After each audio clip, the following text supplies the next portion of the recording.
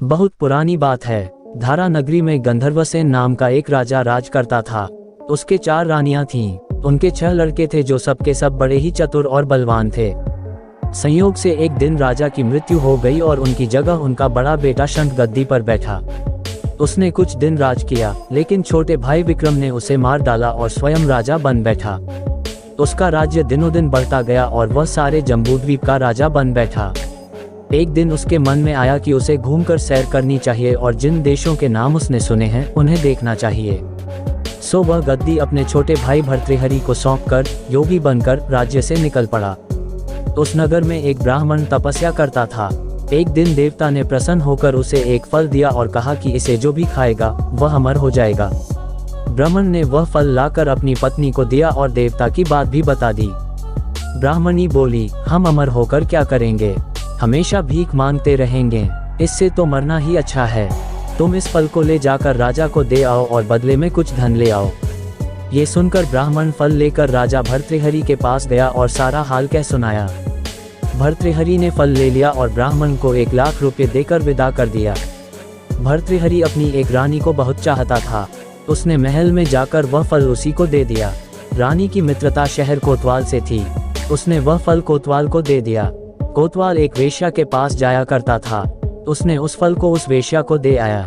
वेश्या ने सोचा कि यह फल तो राजा को खाना चाहिए। वह उसे लेकर राजा भर्तृहरि के पास गई और उसे दे दिया।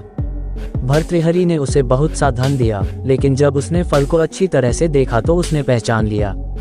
उसे बड़ी चोट लगी, पर उसने किसी से कुछ कहा नहीं।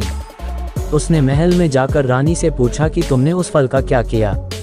रानी ने कहा, मैंने उसे खा लिया। राजा ने वह फल निकालकर दिखा दिया। रानी घबरा गई और उसने सारी बात सच सच कह दी। भर्तृहरि ने पता लगाया तो उसे पूरी बात ठीक ठीक मालूम हो गई। वह बहुत दुखी हुआ। उसने सोचा, ये दुनिया माया जाल है, इसमें अपना कोई नहीं। वह फल लेकर बाहर आया और उसे धुलवाकर स्वयं खा लिया।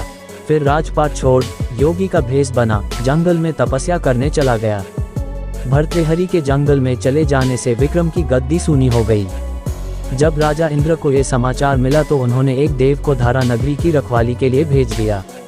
वह रात दिन वहीं रहने लगा। भर्तृहरि के राजपाट छोड़कर वन में चले जाने की बात विक्रम को मालूम हुई तो वह लौटकर अपने देश में आया। आधी रात का समय था। जब वह नगर में घुसने लगा तो देवता ने उसे रोका।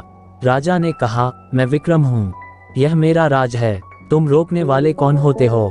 देवता बोला, मुझे राजा इंद्र ने इस नगर की चौकसी के लिए भेजा है। तुम सच्चे राजा विक्रम हो तो आओ, पहले मुझसे लड़ो। दोनों में लड़ाई हुई।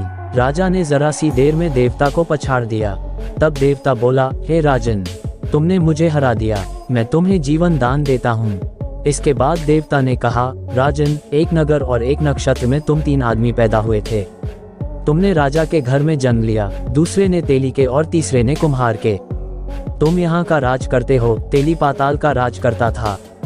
कुम्हार ने योग साध कर तेली को मारकर शमशान में पिशाच बना के पेड़ से लटका दिया है। अब वह तुम्हें मारने की फिराक में है, उससे सावधान रहना। इतना कहकर देवता चला गया और राजा महल में आ गया। राजा को वापस आया देख सबको बड़ी खुशी हुई। नगर में आनंद मनाया गया। राजा फिर राज करने लगा। एक दिन की बात है कि शांतिशील नाम का एक योगी राजा के पास दरबार में आया और उसे एक फल देकर चला गया। राजा को आशंका हुई कि देवता ने जिस आदमी को बताया था कहीं यह वही तो नहीं है। ये सोच उसने फल नहीं खाया, भंडारी को दे दिया।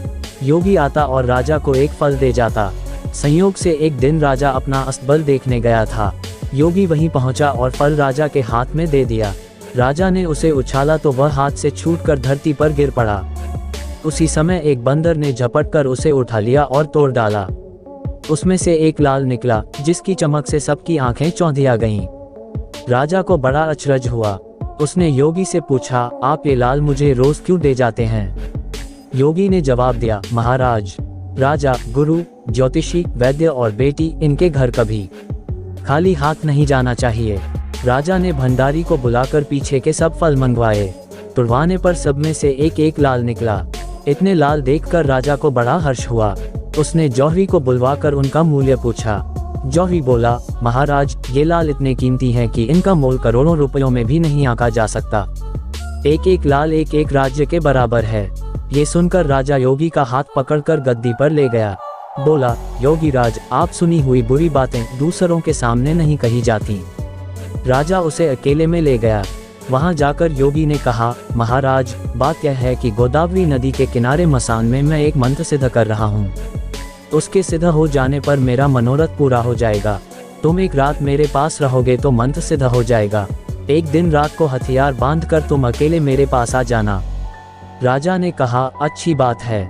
इसके उपरांत योगी दिन और समय बताकर अपने मठ में चला गया। वह दिन आने पर राजा अकेला वहां पहुंचा। योगी ने उसे अपने पास बिठा लिया। थोड़ी देर बैठकर राजा ने पूछा, महाराज, मेरे लिए क्या आज्ञा है? योगी ने कहा, राजन, यहाँ से दक्षिण दिशा में 2 कोस की दूरी पर मसान में एक सिरस के पेड़ पर एक मुर्दा लटका है। उसे मेरे पास ले आओ, तब तक मैं यहाँ पूजा करता हूँ। ये सुनकर राजा वहाँ से चल दिया। बड़ी भयंकर रात थी। चारों ओर अंधेरा फैला था। पानी बरस रहा था। भूत प्रेत शोर मचा रहे थे। सांप आकर पैरों में लिपटते थे, लेकिन राजा हिम्मत से आगे बढ़ता गया। जब वह मसान में पहुंचा तो देखता क्या है कि शेर दहाड़ रहे हैं, हाथी चिंघाड़ रहे हैं, भूत प्रेत आदमियों को मार रहे हैं। राजा बेधड़क चलता गया और सिरस के पेड़ के पास पहुंच गया। पेड़ जड़ से फुनगी तक आग से दहक रहा था। राजा ने सोचा, हो ना हो, ये वही योगी है जिसकी बात देव ने बताई थी। पेड़ पर रस्सी से बंधा मुर्दा लटक रहा था। राजा पेड़ पर चढ़ गया और तलवार से रस्सी काट दी। मुर्दा नीचे गिर पड़ा और दहाड़ मार मार कर रोने लगा। राजा ने नीचे आकर पूछा, तू कौन है? राजा का इतना कहना था कि वह मुर्दा खिलखिलकर हंस पड़ा। राजा को बड़ा अचरज हुआ। तभी वह मुर्दा फिर पेड़ पर जा लटका। राजा फिर चढ़कर ऊपर गया और रस्सी काट मुर्दे का बगल में दबा नीचे आया। बोला, बता, तू कौन है? मुर्दा चुप रहा। तब राजा ने उसे एक चादर में बांधा और योगी के पास ले चला।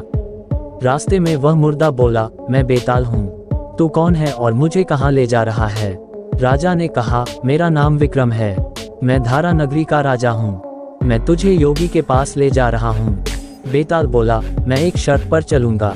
अगर तू रास्ते में बोलेगा तो मैं लौटकर पेड़ पर जा लटकूंगा। राजा ने उसकी बात मान ली। फिर बेताल बोला, पंडित, चतुर और ज्ञानी, इनके दिन अच्छी अच्छी बातों में बीतते हैं, जबकि मूर्खों के दिन कलह और नींद में। अच्छा होगा कि हमारी राह भली बातों की चर्चा में बीत जाए। मैं तुझे एक कहानी सुनाता हूँ, ले सुन।